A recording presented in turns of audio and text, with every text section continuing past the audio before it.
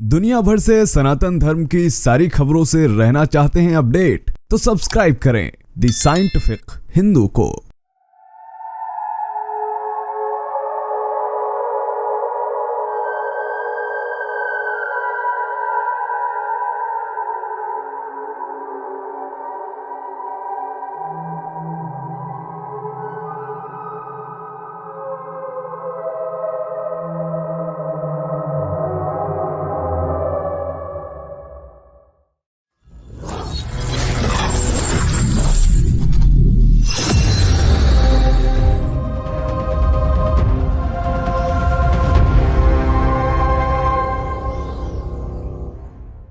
क्या अमेरिकी सभ्यता को जन्म दिया है एक दानव ने? आखिर महाभारत और रामायण से संबंधित दानवों की गाथा क्यों गा रहे हैं अमेरिकी? कहां रहते हैं मायासुर के जीवित वंशज? आखिर क्यों एक दानव द्वारा लिखे गए ग्रंथ ने हिला डाला है वैज्ञानिकों को? कैसे बड़े सबूतों से हिल गया अमेरिका? यह वीडियो तो आपको याद ही होगा जब अमेरिका में ओरेगन प्रांत में एक सूखी झील में एक बहुत बड़े स्थान पर अचानक से श्रीयंत्र की आकृति उभर आई थी। उस श्रीयंत्र की आकृति को किसने बनाया, इसको लेकर रहस्य आज भी अमेरिका में दबे पड़े हैं। सरकार ने इसे छुपाने की कोशिश जरूर की थी, लेकिन वे असफल रहे। तो आखिर पूरी दुनिया में और कहीं नहीं, अमेरिका में ही श्रीयंत्र की आकृति कैसे उभर आई थी? आखिर सैकड़ों दिन की मेहनत करने के बाद वैज्ञानिक उस तरह की आकृति क्यों नहीं बना पाए? उन सारे सवालों के जवाब हमने इस वीडियो में दिए हैं, तो अगर आपने ये नहीं देखा है तो जरूर देखिएगा।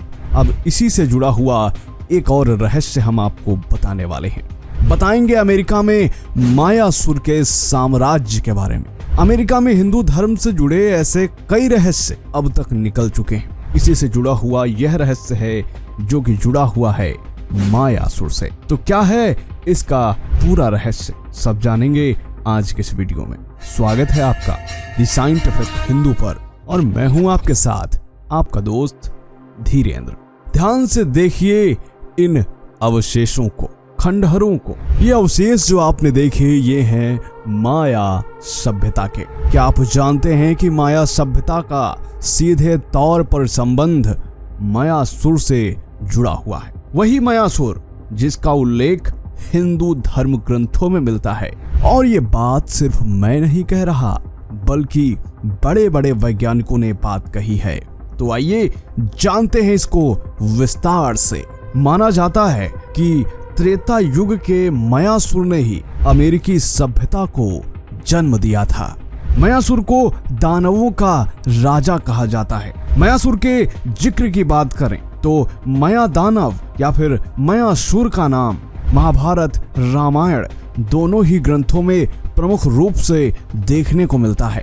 ग्रंथों में यह उल्लेख मिलता है कि मायासुर इतना प्रभावी और चमत्कारी वास्तुकार था कि वह अपने निर्माण के लिए पत्थर तक को पिघला सकता था। रामायण के उत्तरकांड में यह लिखा हुआ है कि माया दानव कश्यप ऋषि और उनकी पत्नी दिति का पुत्र और असुर सम्राट रावण की पत्नी मंदोदरी का पिता था। आप सभी लोगों ने यह सुना होगा कि रावण की खूबसूरत नगरी लंका का निर्माण विश्वकर्मा ने किया था, लेकिन कई ग्रंथों में यह भी उल्लेख मिलता है कि लंका की रचना मायासुर ने ही की थी। रामायण के अलावा मायासुर का जिक्र महाभारत में भी मिलता है। अज्ञातवास के दौरान खांडव वन का विनाश करते समय कृष्ण और अर्जुन ने मायासुर को जीवन दान दे दिया था, और इसी वक्त के बाद मायासुर अर्जुन का ऋणी हो गया और उसने यह वादा किया कि वह उन्हें अपनी सेवाएं उपलब्ध कराएगा। और इसके बाद ही मारीचिका और भ्रमजाल में माहिर मायासुर ने इंद्रप्रस्थ महल में खूबसूरत वास्तुकारी की, जिसको माया सभा कहा जाता है। और इस वास्तुकारी का ही परिणाम था कि इस भ्रमजाल में दुर्योधन भी उलझ गया और उसने तालाब को जमीन समझ लिया।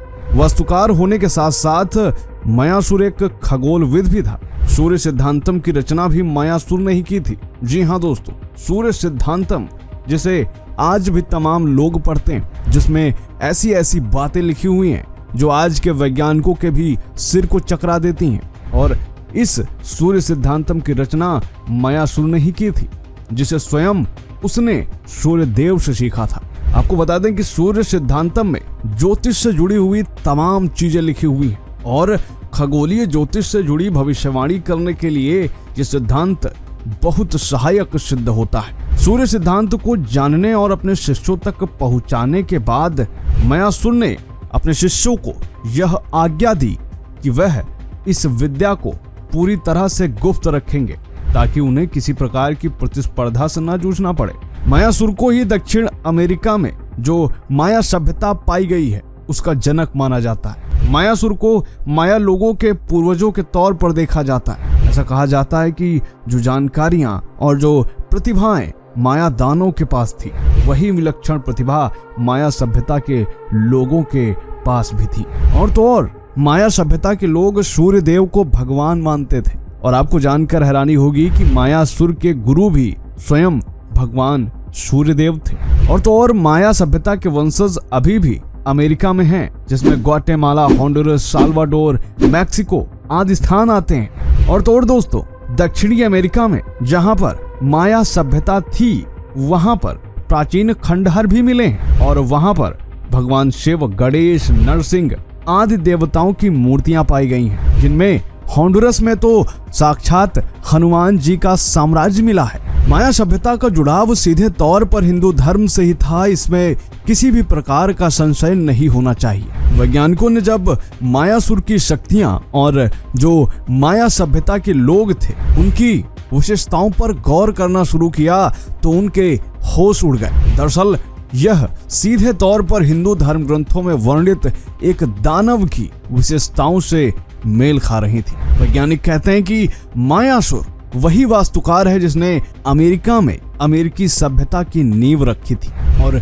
यही कारण है कि आज अमेरिका के अलग अलग जगहों पर हिंदू धर्म से संबंधित अवशेष मिलते हैं, कि चाहे वह मंकी किंगडम ही क्यों ना हो, जहां कहा जाता है कि पूरी तरीके से वह हनुमान जी का साम्राज्य रहा था। जी हाँ, अमेरिका जो पाताल लोक भी कहा जाता है, वहां पर पूरा का पूरा साम्राज्य पाया गया था और वो भी एक असुर से जुड़ा हुआ था। आखिर कैसे उस मंकी किंगडम और माया सभ्यता का आपस में संबंध है, इसके लिए मैं आपको history.com पर लेकर चलना चाहता हूँ, जिसमें लिखा है कि माया सभ्यता के अंश होंडुरस और साल्वाडोर के पश्चिमी भाग में अधिकतर रूप से देखे गए। ये बताता है कि कैसे माया सभ्यता यहाँ तक थी और होंडुरस ही वह जगह है जहाँ पर हनुमान जी के पुत्र मकर ध्वज से जुड़े हुए अवशेष देखने को मिलते हैं। ये तस्वीरें जो आप देख रहे हैं, जिसमें एक वानर एक गदा लिए हुए बैठा है, दूसरी आकृति में हनुमान जी जैसा दिखने वाला एक वानर दिखाई देता है। आखिर इन सब का अमेरिका में होना ये क्या बताता है? क्या ये सबूत काफी नहीं है जो बता रहे हैं कि कैसे ये सीधे तौर पर हिंदू सनातन धर्म से जुड़ी हुई है? इसमें बताया गया है कि माया सभ्यता से जुड़े हुए लोग सूर्य, चंद्रमा, बारिश, धरती, इन सब की पूजा किया करते थे। उम्मीद करते हैं यह वीडियो आपको पसंद आया होगा। कैसा लगा आज का वीडियो कमेंट अवश्य करें। मिलते हैं आपसे अगले वीडियो में, तब तक के लिए जय हिंद, जय भारत, वंदे मातरम।